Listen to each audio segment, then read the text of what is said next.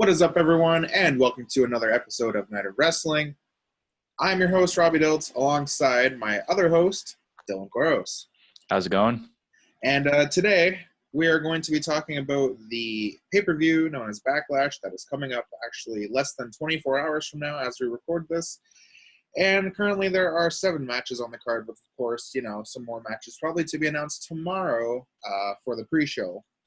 So we'll start off, actually, with this first match on the card for the United States Championship. Apollo Crews defends against Andrade. So, of course, as always, we're going to start with Dylan on his predictions, and then we'll move on to me. Sweet. I think it's easy. I think it's going to be Apollo just because he just won the title recently, and I don't really see them putting the belt back on Andrade just because I feel like now possibly Andrade is going to start getting his way to the, I almost said Universal title picture, so used to it being on Raw, the WWE Championship picture possibly as a potential Drew McIntyre opponent. I don't know if it'd be like SummerSlam they'd face, or I don't feel like it would be maybe that kind of big event.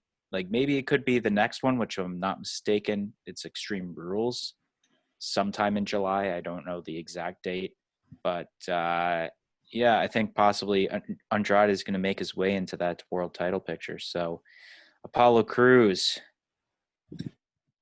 Oh, it's interesting you say that Andrade is working his way into that title picture. By the way, Extreme Rules is correct on the next pay-per-view, and apparently it's slated for July 19th for those that want to know. But yeah, I don't think that the WWE are going to make Apollo Crews lose his United States Championship at this point in time. I mean, I do like the factor of having the open challenges again, and I kind of want to see more of that, and I want to see who else will step up to Apollo Crews for the United States Championship. So I'm going to say Apollo Crews retains as well.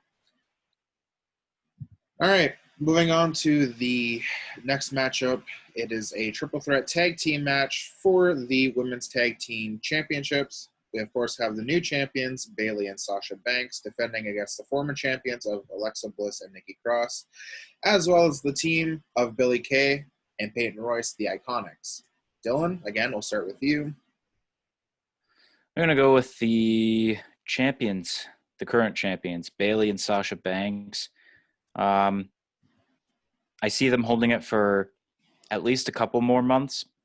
I don't think they would lose it at the next pay-per-view, but possibly, I don't know if SummerSlam is still going to be a thing in August. There's so many reports saying it's going to be postponed because they want some sort of an audience, whether it's full capacity or like at least 25 to 50% capacity for the event. So I think they're going to keep the belts for a little bit longer.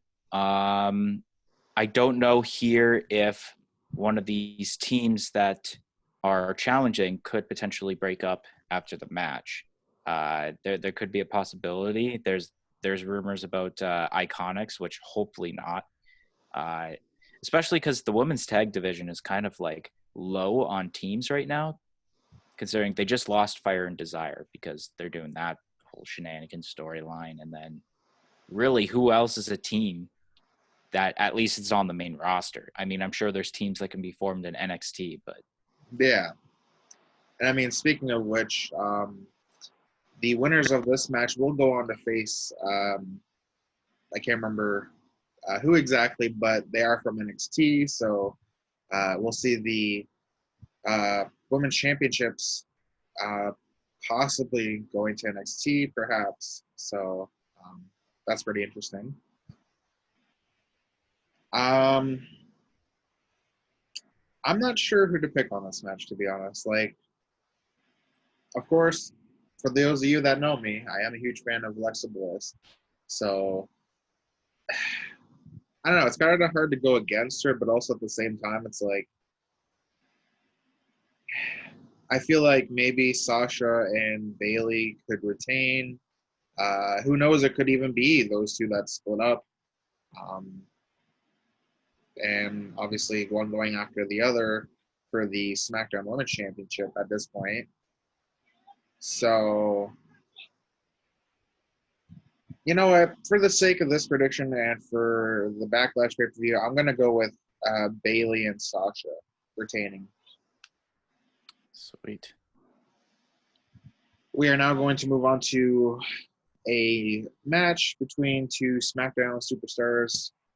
This being a feud that has been going on for at least the last month, maybe a little bit more. Jeff Hardy going up against Sheamus.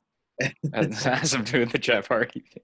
And actually, as of today, I just watched last night's SmackDown and saw that, Jeff Hardy threw what was supposed to be, his bodily fluids at Sheamus.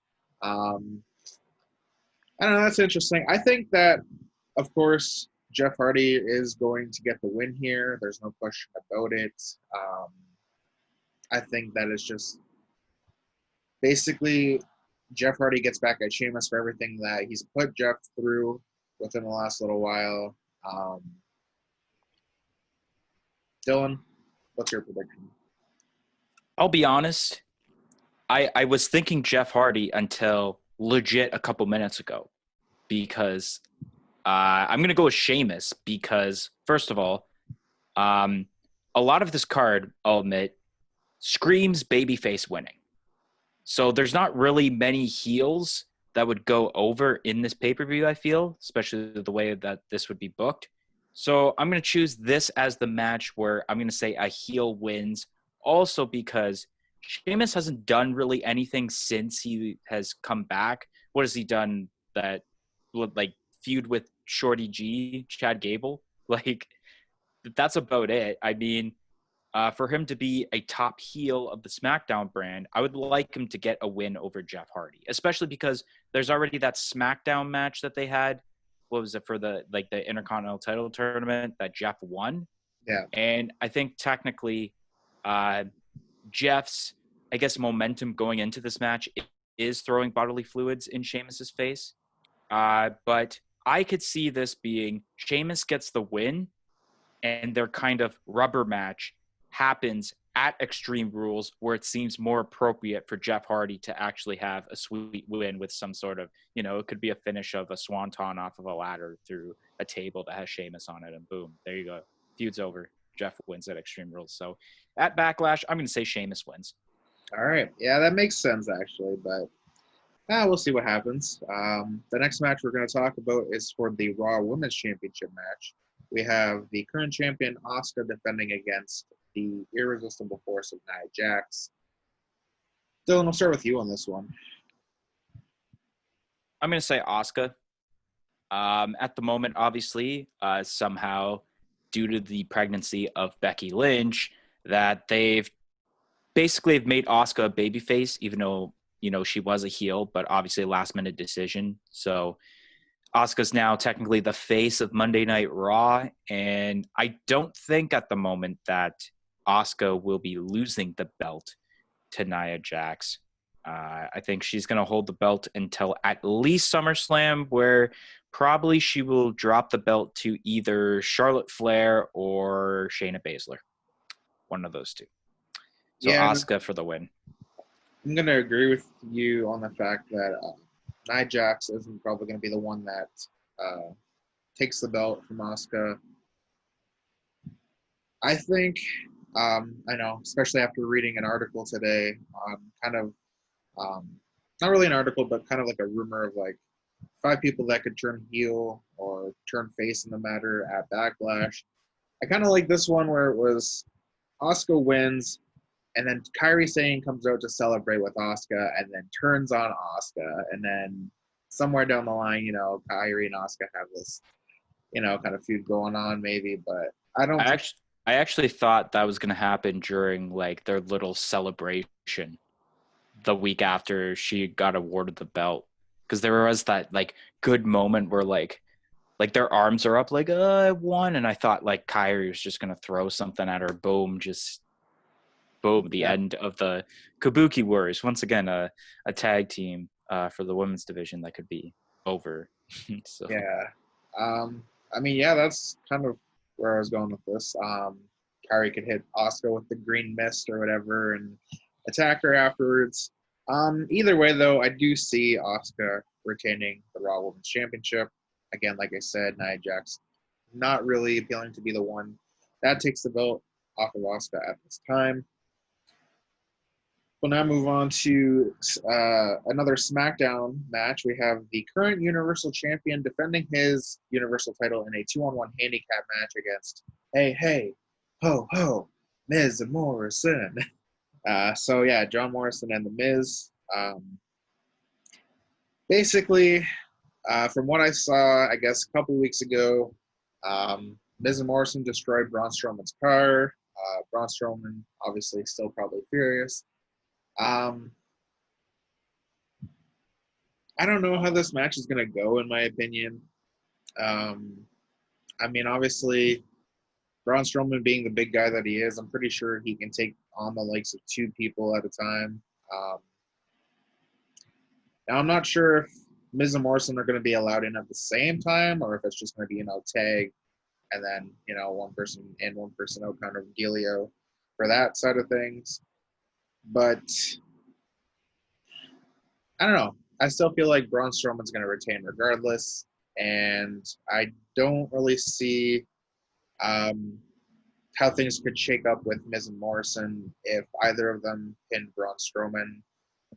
Yeah, there's, the whole chance of both of them kind of saying, oh, hey, we're the co-universal champion. I don't know, but Dylan, what do you think? My prediction for this match, hey, ho, ho. Here comes the Strowman Express. Braun Strowman. It screams out that Braun, like the one that I'm 100% like dead set on for a prediction is Braun Strowman winning this match. First of all, I hate the idea of a 2-on-1 handicap match for a world title. I mean, it hasn't been the worst thing possible. There was and it actually happened at a Backlash event in 2009, a 6-man tag team match for the WWE Championship. It was Shane McMahon, Triple H, and I think Vince. No, it wasn't Vince. It was someone else. Might have been Vince. I don't think it was Vince, though. But they were facing Legacy, and if Triple H got disqualified or whatever, then he would lose the title, and then Randy Orton actually won the title from a freaking 6-man tag match. So that was a little ridiculous. Yeah. But this one, obviously, I think it'll just be just a normal handicap match. It'll only be one person at a time. It's not going to be, would I call it a tornado handicap match where it's all people at the same time? I don't know. But I hate how Braun Strowman, this is the second time in a full year, or I should say more specifically, like 6 months at least, that he has been a champion and he's had to defend it in a handicap match because he had the handicap match with Cesaro, Shinsuke, and Sami Zayn for the IC belt, in which he actually lost that match to Sami Zayn. And now we have a 2-on-1 handicap match, which we don't know who's going to win this match. Whether it's, okay, I shouldn't have said that because I clearly think 100% that Braun Strowman is going to win this match. But if Miz and Morrison won this match, what's going to happen with this? Are they going to pull like the Lay Cool storyline, the play tug of war at the belt, and all of a sudden it just breaks in half? You'll have this stupid zigzag in the belt, so one person holds one half, one person holds the other. I don't know, but Braun Strowman's going to win. And a lot of rumors are stating that after the match, The Fiend is going to make his return, and they're going to set up to continue that feud. So maybe that'll be the only highlight of this match. But, 100% Braun Strowman is going to retain the Universal Championship. Yeah, it's going to be nice to see Bray Wyatt back, especially he's been away from WWE lately because him and JoJo, they just had another kid, in which this time it's a girl, I believe. And congratulations to them, obviously.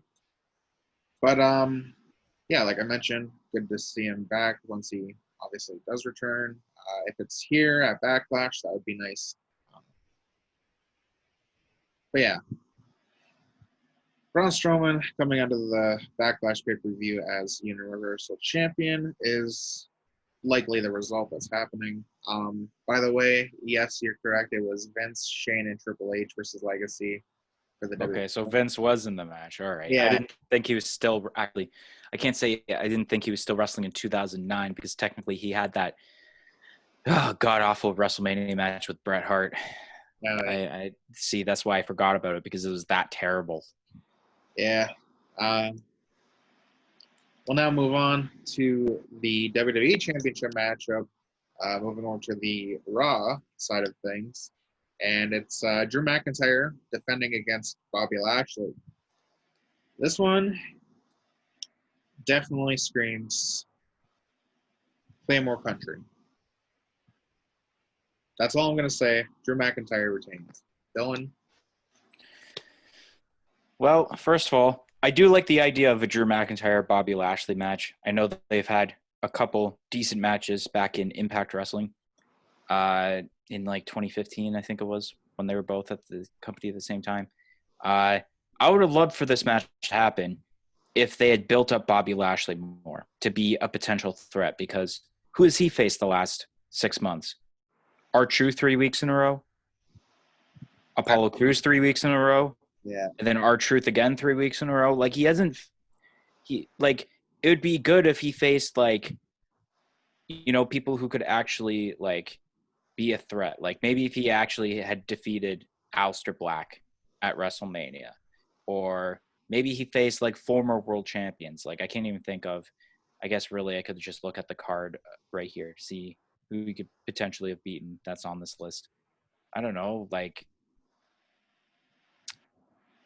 whoever's a babyface on Raw, like Kevin Owens. That's an example. Like if he would have beaten Kevin Owens, he would have beaten all these like more legit main eventer guys going to this, then it would be believable to have Bobby Lashley potentially take the WWE Championship from Drew McIntyre. But I just feel with the build-up, if let's say Bobby Lashley did win the WWE Championship, it could get some sort of like Jinder Mahal effect where, you basically, I mean, Bobby Lashley by no means was a jobber like Jinder Mahal. And then all of a sudden, like 2 weeks later, you're the champion of the biggest wrestling company in the world. But I don't know. I feel it's not Bobby's time as terms to the way that he's been built up. So Drew McIntyre will win. And once again, Drew McIntyre is definitely holding this title into the summer. And I don't know when he would drop it. So Drew McIntyre, Claymore Country. Maybe Mickie James will do her own rendition of her TNA theme song with this by saying, Claymore Country. Oh, man. What a theme song that was. Another point in that article that I read earlier, one of the mentions was Lana turning on Bobby Lashley. Like, regardless of whether she comes out and like kind of interferes in the match some sort of way, or even just with her theme song hitting and kind of her just being on the stage, might distract Bobby Lashley enough for Drew McIntyre to pick up the win here. I don't know. But either way, like I had mentioned, I think that Drew McIntyre is retaining. And like Dylan had mentioned, him holding on to the title into the summer definitely makes sense. And now we'll finally end off this episode of Night of Wrestling talking about the match that is being built up to be the greatest match ever. Greatest wrestling match ever. Greatest wrestling match ever between Edge and Randy Orton. Dylan being, a fan of Randy Orton.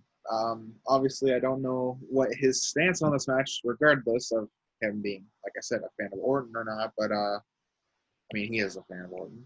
So, I don't know. We'll let him talk about this match a little bit first before I move on to my prediction. Dylan, go ahead. Well, first of all, I don't like how they have basically put the tagline of the greatest wrestling match ever. Here, I'll look at, it's even on their poster. Your main poster saying the greatest wrestling match ever, Backlash. It's actually in bigger font than the actual Backlash logo. So it's almost like the pay-per-view is actually called WWE presents the greatest wrestling match ever, Backlash. Edge versus Orton. Now it's funny because now as I think about it right now, some of the greatest wrestling matches in Backlash history have actually had both of these two. So Edge was in a match in 2002 against Kurt Angle, which is such a sweet match. It's one of my favorite matches to watch. And Randy Orton was in a match against Cactus Jack in 2004, which is regarded, if you ever ask me what my top 10 favorite wrestling matches of all time are, that Randy Orton Cactus Jack match is in there. I don't know where it'd be placed yet because I still don't even know myself all 10 matches that are my favorites because there's so many like great matches I like. So yes, they've had great matches outside of their feud. They're both great athletes and great storytellers. Do I think it's going to be a great match? I think it can be, but do I think it's going to be the greatest match ever? No. I think, especially in 2020, with the way that wrestling has evolved, I don't think there's even a possibility of there ever being a greatest wrestling match ever again. I think the last time we even had, I guess, a greatest wrestling match ever would have been Shawn Michaels and Undertaker at WrestleMania 25, minus the dive and the cameraman didn't catch Undertaker. But that's besides the point. Screw you, Dave Meltzer, for rating it 4.5 out of 5 stars because of that botch. But anyways, so my prediction for this match. I think Edge will win this. I just think you're adding the tagline, the greatest wrestling match ever, and I feel it would scream out that this would be the last match. However, I feel like because of the fact that it could be a recipe for disaster, that Orton could win this match, but which I wouldn't mind, obviously. As you said, Randy Orton's probably my favorite wrestler in the entire roster right now. I wouldn't mind Randy Orton win this, but this would mean that there probably 90% would be a rubber match at SummerSlam. So you'd be seeing 3 matches for Edge against Randy Orton when you could see Edge facing guys like Seth Rollins. You can see him facing guys, I don't know if he's officially a Raw competitor or he's just a free agent. Maybe he can go face like Daniel Bryan or, Spear eventually whenever he comes back, Spear versus Spear, Roman Reigns versus Edge. We could be seeing that, but instead there could be a possibility we'd be seeing another Randy Orton versus Edge match, which obviously I wouldn't mind, but I can see in a fan's standpoint that we don't want to see this match not 3 pay-per-views in a row, but Edge coming back, all he's done really is a Royal Rumble match and now 2 Randy Orton matches. So I'm going to say Edge.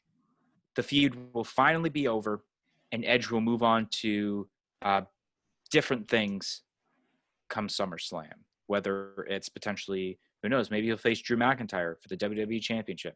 Who knows? We don't exactly know, but I just think that Backlash has to be the night that this feud ends. So Edge takes the win on this one. Yeah. I do like the points that you're made. And if you asked me who would be my top 5 favorite superstars, Edge is definitely in that list. But also, Randy Orton is also in that list. So, what it comes down to, obviously, RKO versus Spear, Edge, Orton. Like you had mentioned, will this be the greatest match ever? No. Does it have potential? Yes, but like you had mentioned with this era of wrestling and how it's evolved, there is some room for potential, of course. This one's a bit difficult for me to decide who wins in this match, but I mean, obviously the outcome is 50-50. Either one of these two men could walk away with the winner. But I agree with you. This is where the feud should end. And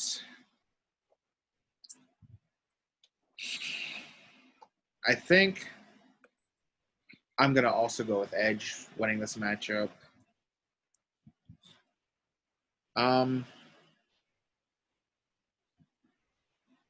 That's all basically I have to say.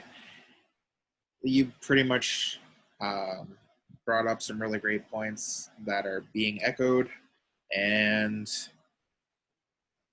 that's basically it for the matches that are listed for the card right now. Like I had mentioned, there probably will be some matches announced tomorrow, just before the pay-per-view, obviously, for the pre-show. And the next time you and I will be back, hopefully with Paul, is for Extreme Rules, which is in July. The pay-per-view is July 19th. Dylan, do you have anything else to add? Sheamus versus Jeff Hardy in an Extreme Rules match. Book it. No, I don't know. Nothing wrestling related. I guess I just plug in my podcast, I guess, the Funko Podcast. Go watch it on YouTube, youtube.com/Funko Podcast. Weekly podcast, a lot of Funko content, clearly. You can see my background here, lots of Funko Pops. So obviously that, I guess that's what I'm going to plug in. So. All right. I will post his channel and maybe his recent video in the description below. For Dylan Koros, I'm Robbie Delta, and this has been another episode of Nice Dog Wrestling. Thank you for watching. Make sure to like this video. Also, if you're new to my channel, make sure to subscribe and hit the little bell beside it to be notified of when future content like this video gets released. But anyways, thank you all for watching, and we'll see you guys next month for Night of Wrestling. Peace.